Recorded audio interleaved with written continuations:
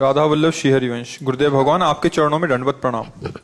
गुरुजी, मुझ अदम से पापी से पाप कर्म बन गए हैं जिसकी माफी भी नहीं हो सकती। आप श्री के सामने आने की हिम्मत भी नहीं थी। पता नहीं कैसे आपकी कृपा से आपके समीप आ गया हूँ। मुझ तो हम ये तो नहीं जानना चाहेंगे कि आपने क्या पाप किया, पर हम ये जानना चाहते हैं कि जो पाप एक बार आपसे हो गया वो पुनरावृत्ति तो नहीं कर रहे हैं।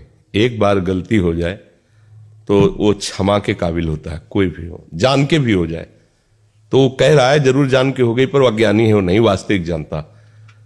अब अगर वो गलती पुनरावृत्ति हो रही है, अब वो अक्षम्य हो जाती है। तो हमें देखना है कि अगर कोई भी हमसे ऐसी गलती हो गई जिसका हमें हृदय में पश्चाताप है कि नहीं होना चाहिए, कोई भी गलती हो, फिर हम दोबारा नहीं होनी चाहिए। अगर दोबारा नहीं होगी तो भगवान कहते हैं हम तो हम सर्वपापेभ्यो मोक्षयिष्यामि मा शुचः। अगर आप जान गए हो कि हमसे पाप हो गया है तो अब दोबारा ना हो। बात ध्यान रखना, दोबारा ना हो तो पहले वाला जो हो गया है कुछ और करने की जरूरत नहीं, प्रायश्चित करने की जरूरत नहीं। प्रभु का नाम जप करो, उनके आश्रित रहो, वो सब क्षमा कर देंगे, बड़े कृपालु हैं वो। पर अगर बार बार वही करते रहो, कहते रहो क्षमा करो, तो फिर दंड से नहीं बच सकते। ये पक्की बात समझ लो।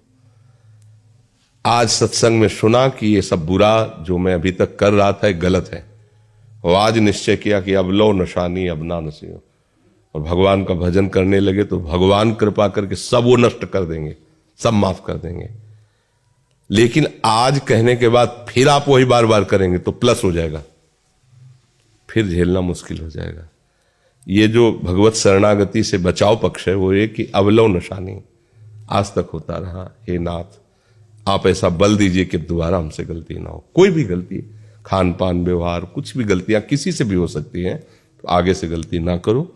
प्रायश्चित अंदर यही जो जलन हो रही है, आपको पछतावा हो रहा है, यही प्रायश्चित हो। नाम जप करो, प्रभु के आश्रित रहो, नाम जप नहीं हो रहा, नाम कीर्तन करो, कीर्तन राधा राधा राधा राधा राधा। इसके लिए थोड़ी हमें मन की जरूरत है।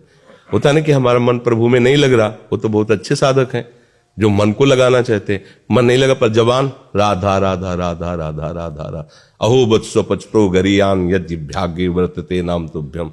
अहो माने आश्चर्य की बात है कि वो चांडाल भी परम पूजनीय हो जाता है जिसकी जिह्वा पे हरि नाम हो। तो आपको तो राधा नाम मिला, जो स्वयं हरि जपते हैं, तो राधा राधा जबान से बोलो। हमारा भजन नहीं होता, वो सिद्धों का भजन होता है। भजन के लिए प्रयत्न करना होता है। हम प्रयत्न करते करते, अभ्यास करते करते जब ऐसी स्थिति को होते तब भजन होने लगता है। जब होने लगता है तो फिर रुकता नहीं। जैसे दिल की धड़कन नहीं रुकती, ऐसे भजन नहीं रुकता। अभी तो हम शुरुआत कर रहे हैं ना, तो हमारा प्रयत्न होगा इसमें। राधा राधा राधा राधा राधा। अब कहते हमसे होता नहीं, वैसी बात नहीं। देखो, इसको प्रमाद में मत डालिए। आप में वाणी में सामर्थ्य है, आप वाणी जी गाइए, आप नाम कीर्तन कीजिए।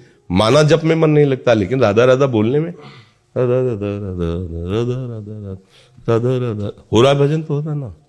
राधा वल्लभ श्री हरिवंश, राधा हो रहा है भजन। जरूरी माला से करें, जरूरी में बंद करके करें। भाई मंत्र का कीर्तन नहीं कर सकते, नाम का तो करें, और इसको बहुत धीरे से भी गुनगुना सकते हैं। कोई सी भी ध्वनि में फंसा लो, हमको भजन करना है, किसी भी ध्वनि में फंसा ले और अंदर ही अंदर गुनगुना रहे, अंदर अभी आनंद आए। पर हम लोग क्या प्रमादी हैं।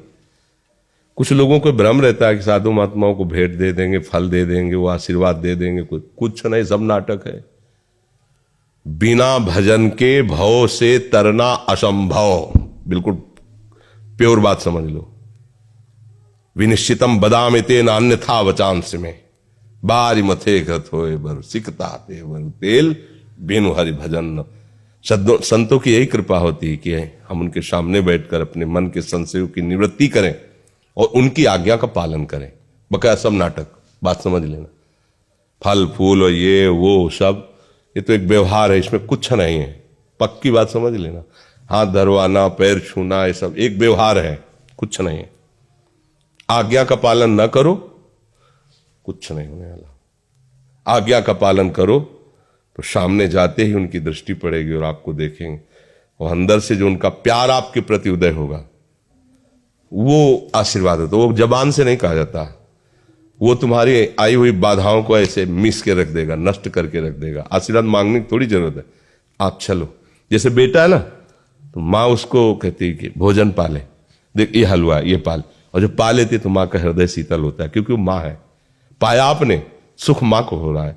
ऐसे ही गुरु को सुख होता है जब शिष्य उनकी आज्ञा पर भजन करता है, कल्याण उसका होगा, पर गुरु को आत्म शांति मिलती कि मेरे वचनों का आदर करने के कारण इस जीव का मंगल हो गया। अब जो उसके बाधाएं पड़ रही वो अपने पावर से हटाएगा, क्योंकि आप चलना चाहते हैं ना, आप चलने के, जब आप चल ही नहीं रहे, आप विपरीत दिशा गुजार रहे, तो उनको चिढ़ लगेगी कि हम लाख बार समझाए, आप ऐसा ना करो, कर जाओ, अच्छा भोगो, जाके फिर भोगो। ऐसा माया फंसा देगी कि सामने नहीं आ पाओगे, ऐसा फंसा दे कि एक बार राधा नहीं बोल पाओगे। माया का प्रचंड रूप है, एक बार रामकृष्ण हरि नहीं बोल सकते, वो अपने पे आ जाए तो एक बार भगवान का चिंतन नहीं करने देगी।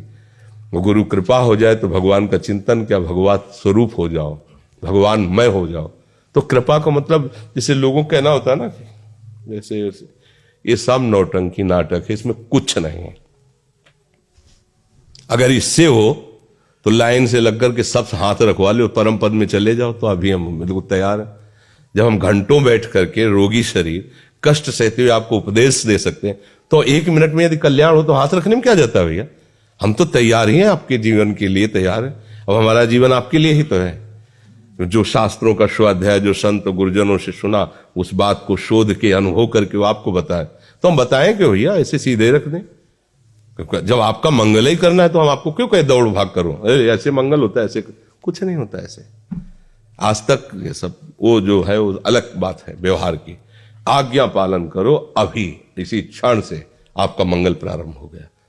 आज्ञा पालन न करो तो सब इसे नाटक कहते हैं, माया का कुछ नहीं होता। एक बार संत कॉलोनी में थे तो एक हमारा नियम था, हमारे पैर नहीं, मतलब गुरुजनों के कुछ आदेश होते हैं जिनमें क्यों में नहीं किया है तब माना जाता है। तो गुरुजनों ने कहा कभी पैर मत छुआना, ये सब, कभी पंगत में बैठ के भोजन मत कर, कुछ ऐसे नियम दिए थे। तो वो आके एकदम पैर में लिपट गए। कहा भाई हमारी ऐसी नियमावली आपने क्यों तोड़ा, तो जानते थे वो ऐसा। अरे बोले फिर हम गृहस्थों कल्याण कैसे होगा। कहा ठीक बात है, अगर हमारे पैर पड़ने से तुम्हारा कल्याण हो जाता है तो हम आराम से खड़े हैं, आप जैसे चाहो पढ़ लो, लेकिन आज के बाद आपका नाम नहीं रुकना चाहिए, प्रभु का भजन नहीं छूटना चाहिए। अगर ऐसा नहीं तो फिर हम अगर प्रतिकूलता का संकल्प करेंगे तो तुम मतलब समझ लो तुम्हारे कर्म तुम्हें कहां पहुंचा रहे हो। अगर हम प्रतिकूलता का संकल्प कर लेंगे तो तुम्हारी हालत क्या होगी। अगर तुम्हारा कल्याण इससे होता है तो चरणामृत ले लो, चलो पियो, तुम परम पद में जाओ, हमें कोई परवाह नहीं। लेकिन इससे नहीं होता, नाम जब से होता। संतों ने कहा राम बोलो, हरि बोलो, कृष्ण। अब तुम्हें कुछ किसी के आशीर्वाद की जरूरत नहीं, बस उसमें लग जाओ, जो कुछ चाहिए वो अपने आप सब विधान कर देंगे भगवान, आप केवल लग जाओ। अब लगो ना तो ये सब नाटकबाजी, इससे इस पर हमें विश्वास नहीं। बचपन से हम इस पर चलना आपको पड़ेगा। बड़े बड़े सिद्धों के पास दर्शन किए, बातचीत, चलना आपको पड़ेगा। हमें उनसे क्या लाभ मिला, जो हम 10वें वर्ष नहीं समझ सकते थे वो 1 सेकंड में समझा दिया। बात हमारी समझ में आ गई और हमारे चलने के लिए अंदर उत्साह आ गया। पर चलना आपको पड़ेगा, आप ना चले तो कोई ऐसे नहीं पहुंचा पाएगा, पक्की बात है। नहीं तो भगवान सामने खड़े और अर्जुन को उपदेश कर रहे हैं अपनी प्राप्ति का, सामने खड़े कह रहे हैं कि अनन्य चेता सततम यो माम स्मृति नित्यशा तस्याम सुलभा पार्थ। सामने खड़े हैं, ये नहीं कह रहे मेरा दर्शन कर लो सुलभ हो गया दर, मुझे तुम देखते हुए भी नहीं देख पाओगे, मेरा अनन्य चिंतन करो, उसके लिए मैं सुलभ हो जाता हूं। सामने खड़े बातचीत कर रहे हैं। आए हुए विकारों को सहो, मात्रा स्पर्श सातु कौंते शीतोष्ण सुख दुखदा, इनको सहो, ये नाशवान है, तुम मेरा साक्षात्कार कर लोगे। मतलब समझो, भगवान सामने खड़े हो, चिंतन करो। तो संत जन कहते भगवान का चिंतन करो, अगर नहीं करोगे तो नहीं समझ पाओगे, इसलिए सावधान चलो।